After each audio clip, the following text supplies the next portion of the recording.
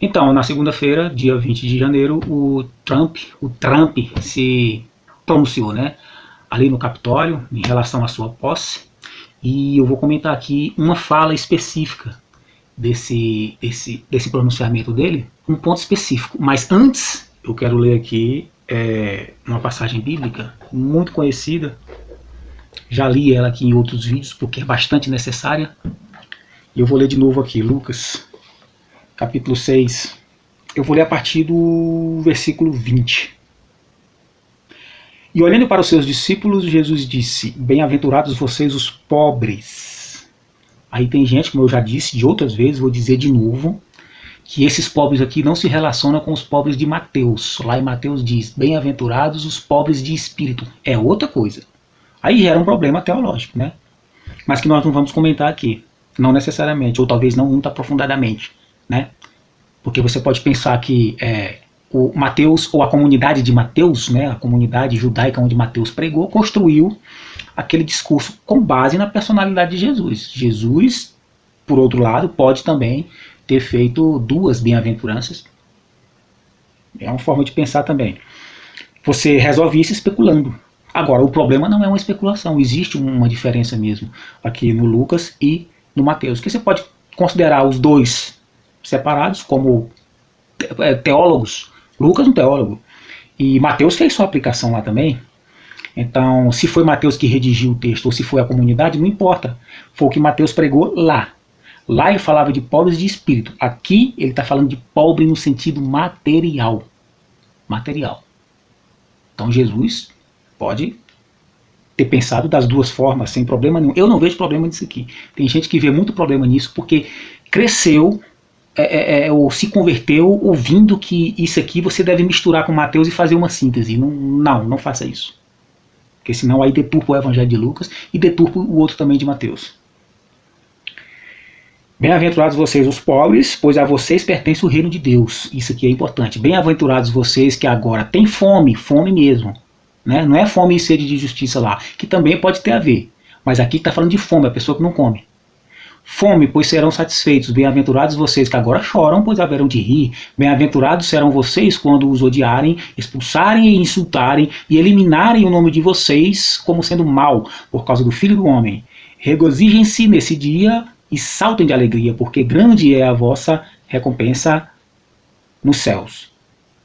Pois assim os antepassados deles trataram os profetas, ou seja, profetas verdadeiros no passado foram tratados dessa forma. Né? Riscaram o nome dele, difamaram o nome dele, insultaram, odiaram, agrediram. É assim que um verdadeiro profeta é tratado. Mas ai de vocês os ricos. Rico aqui contrasta com pobre. Aqui é quem tem grana, aqui é quem tem poder econômico. Mas ai de vocês os ricos, pois já receberam a sua consolação.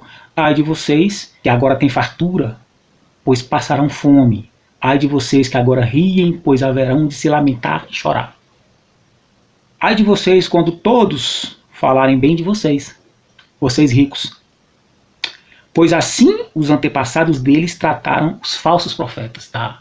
Então, falso profeta, aqui nessa perspectiva aqui do Evangelho de Lucas, ou da Bíblia toda, é tratado por uma certa ala da população, da sociedade, é tratado bem. Falso profeta é tratado bem.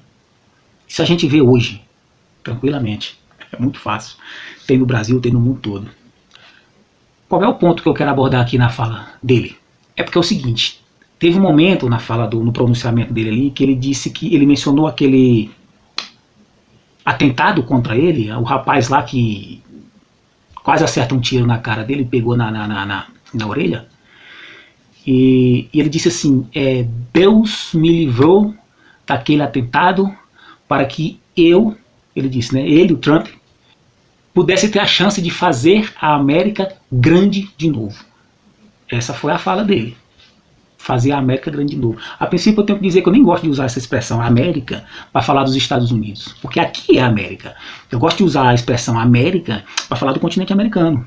Aliás, muita gente faz isso, né? Mas tornar os Estados Unidos grande de novo. Mas na fala dele ele fala América mesmo, né? Make America Great Again. Eu ia falar um palavrão aqui, mas deixa pra lá. aquela frescura que ele fala lá, aquela coisa ridícula. Então se a gente pegar esse discurso dele e atentar para a essência desse discurso, você vê que, e considerando também, né, o fato de que ele citou o nome de Deus e tudo mais, não é de hoje que os Estados Unidos sempre usou o nome de Deus para nesse sentido, né, nesse sentido de relações internacionais, de política, de geopolítica mesmo. Inclusive lá, né, eles cantaram aquele hino da Guerra Civil do século XIX, que está relacionado à luta contra a escravatura, contra a escravidão, que é uma coisa boa, né? Agora, quando essa música é transformada numa letra de cunho, digamos assim, litúrgico, ou seja, que se aplica nos cultos evangélicos, nos cultos protestantes, aí já complica. Já complica, porque gerações e gerações vão nascendo, né, e vão recebendo isso. Porque de lá veio para cá. Essa outra letra ficou glória, glória, aleluia, vencendo, vem Jesus. Eu mesmo sou um que cresci ouvindo isso. Desde pitititim mesmo, pequenininho mesmo. Né, vivia, cresci, nasci no seio do protestantismo, dentro da igreja, por assim dizer. Morei minha infância toda dentro do território de uma igreja dessa que veio dos Estados Unidos, né, e com essa teologia que se torna depois ideologia. Claro, eu não estou me referindo ao Evangelho de Jesus Cristo. O Evangelho não é ideologia. E isso torna um povo submisso. E é complicado isso. Sabe por que eu digo isso aqui? Porque o discurso dele lá, ele mencionou o nome de Deus. E o hino, na sua originalidade, já tem o nome de Jesus. Já faz menção a ele. E o ritmo, né, a melodia, acaba ficando gravado nos corações de gerações, de países mais atrasados no sentido desenvolvimentista da coisa, como o Brasil, e a gente acaba se tornando muito, muito submisso, e a gente tem um nome para isso aqui, no sentido crítico, no âmbito político, a gente chama de o viralatismo, né? Construiu-se um espírito de viralatismo muito grande. Eu não tenho nada contra o vira-lata, aliás, eu tenho 3 aqui, adoro todos eles, e os da rua também. Mas é porque a gente usa assim no sentido pejorativo, né, o viralatismo. E infelizmente a religião protestante foi usada historicamente para isso e até hoje é. Claro que tem igrejas aí que são críticas e tem que ser. E isso não se relaciona com salvação. Para trazer salvação em Cristo não precisa isso. E o que a gente faz com a música agora, por exemplo? Bom, se quiser cantar, cante, mas saiba da história dela e para que ela serve. Porque na inocência do crente, ele usa uma música dessa, um hino desse, para adorar genuinamente a Cristo. Mas espera aí, num sentido mais amplo, esse hino se torna uma ferramenta de dominação. De uma nação mais forte em cima de uma nação mais fraca, mais atrasada, inocente e, desculpa, ignorante. Não é que no Brasil todo mundo é ignorante. Pelo contrário, inclusive aqui tem gente inteligentíssima, mas não tem investimento nessa inteligência. E a religião protestante é uma ferramenta de atraso no nosso país. Se tivesse sido colonizado aqui, se a colonização brasileira tivesse trazido o protestantismo antes, poderia ser que a história fosse diferente, como aconteceu no próprio Estados Unidos. Mas não é o caso. Não é o caso. Quando o protestantismo veio chegar aqui, já chegou como ferramenta de alienação.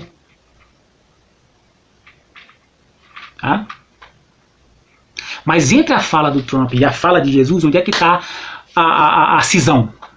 A cisão está no fato de que esse projeto do Trump, que é, por sua vez, o projeto da nação estadunidense, embora tenha gente lá que politicamente é contra ele, mas não fede nem cheira. Porque historicamente os Estados Unidos se posicionam dessa forma e está voltando a se posicionar dessa forma, sempre. Brigando por status, né? E esse status não tem absolutamente nada a ver com a fala de Jesus. Porque, veja bem, Jesus fala do reino de Deus. Lá ele não citou, pelo menos eu não vi, né? Só se falou de outra uma parte que eu não vi, mas eu não vi ele falando em reino de Deus. Mas a expressão em essência ali é do reino dos homens. Aquilo ali é coisa terrena, é reino da terra, é reino de homem.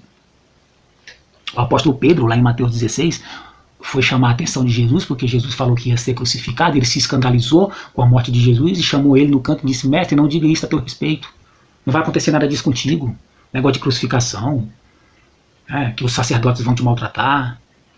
Ou seja, se cuida. se preserva, né? Não é interessante? Aí Jesus diz, arreda Satanás, tu és para mim pedra de tropeço. Tu não estás de olho no reino de Deus e sim no reino dos homens. Reino de homem. Claro, depois Pedro amadureceu, se converteu de verdade. E esse discurso do Trump tem a ver com o reino de homem. Agora tem um monte de crente aqui que está batendo palma e sente psicologicamente uma certa unção. E quando eles viram cantando aquele hino lá, porque a banda da Marinha Americana cantou o hino. Glória, glória, aleluia. O finalzinho é diferente, não é vencendo, vem Jesus. Mas já pensou na emoção desse povo? Já pensou assim no aval que a espiritualidade evangélica dá à fala do Trump e às intenções dele de dominação? Jesus não está nisso, não está aquilo. O nome está, mas não Cristo. O próprio Cristo, a sua pessoa. E você não vê nas igrejas alguém chamando a atenção desse jeito. Não vê. Porque a nossa identidade como brasileiro, cadê? A gente tem que escavar e achar a nossa identidade. E valorizar ela. Largar o viralatismo de lado. E onde é que está a expressão desse viralatismo? A gente viu aí o ex-presidente do Brasil chorando porque não foi na festa. E depois chorando por causa da cerimônia de posse, do pronunciamento e tudo mais. Tem até jornalistas aí especulando. Por que ele estava chorando? Será que é porque ele queria fugir e não conseguiu? Olha, eu vou dizer aqui por quê. Vem cá, Frajola, vem. Eu vou aqui dizer por quê. Ele estava chorando pela simples presença do homem lá estadunidense. É o viralatismo pelo viralatismo. É uma vergonha para a nossa nação. Uma vergonha. Eu peço a Deus para que nunca mais o Brasil eleja uma figura daquela de 2018. Da eleição de 2018. Não dá, gente. Pelo amor de Deus. É muita falta de patriotismo com o nome de patriotismo. E é muito diabo nesses discursos como o do Trump e aqui também, de certa ala política por aqui. É muito diabo com o nome de Cristo. Muito diabo que vem com o nome de Cristo. Com o nome de Deus. Então a ênfase que Jesus dá aqui é nos pobres. Você não pode enxergar Deus fora de Jesus hoje. A não ser no sentido muito individual, mas não quando se respeita a uma nação e uma geopolítica. Princípios teológicos para se construir uma geopolítica? Você acha que Jesus vai estar no meio disso? Só se for uma geopolítica de justiça. Aí você pode mencionar Mateus. Bem-aventurados os que têm fome e sede de justiça, porque serão saciados. Não se sabe como, mas serão saciados. Aí tem que crer. Agora, o que ele quer fazer não tem nada de justo. Fazer a América grande de novo? Make America great again?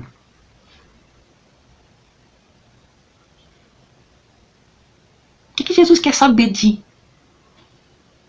Estados Unidos grande ou pequeno, meu amigo? No reino de Deus é diferente. O maior lá é o menor, é o que se humilha. Não é o que se impõe naquela soberba do Trump, não. Soberba. E ele diz que não precisa do Brasil e nem da América Latina.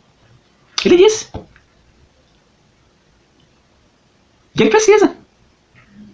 Ele diz que não, mas precisa. Ele pode até, inclusive, se arrepender dessa fala.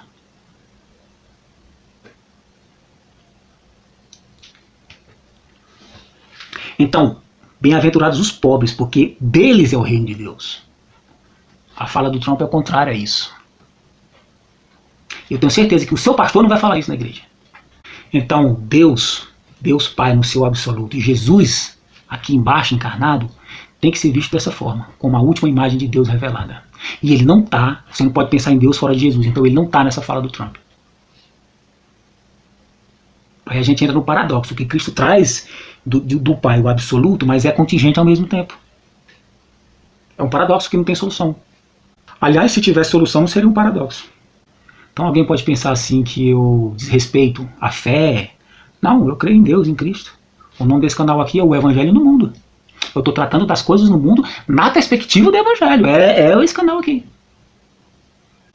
Alguém pode dizer, está desrespeitando o modo de pensar. Não, desrespeito é uma pessoa que tem uma pátria, mas derrama lágrimas diante da identidade da outra pátria, que não está nem aí para essa pátria de cá. E eu não sou uma pátrida, eu tenho uma pátria. Minha pátria se chama Brasil. E não tem absolutamente nada a ver com Estados Unidos. Nada. E nem com lugar nenhum. Nem com Portugal. Se afasta para lá. Relações comerciais, diplomáticas, isso é outra coisa. Isso é outra coisa. Nem mesmo com Portugal. Até porque quando o brasileiro vai para lá é maltratado. Já vi aí já vi na internet, na TV, muitos brasileiros levando porrada lá em Portugal. Porrada. E eu até fico me perguntando, pô, ele só apanha? Então, gente, não. Vamos parar. Vamos parar. Vamos lembrar de uma coisa aqui, só para a gente terminar aqui. Dando ênfase na questão dos pobres, que Jesus diz: ai de vocês os ricos e bem-aventurados os pobres. Porque os beneficiários do reino de Deus são os pobres. Os beneficiários do reino do Trump são os ricos. É o contrário, gente. Por isso que eu digo que é diabo. É diabo, não é Jesus, mas vem em nome de Deus. Vem em nome de Jesus, mas é diabo. É diabo.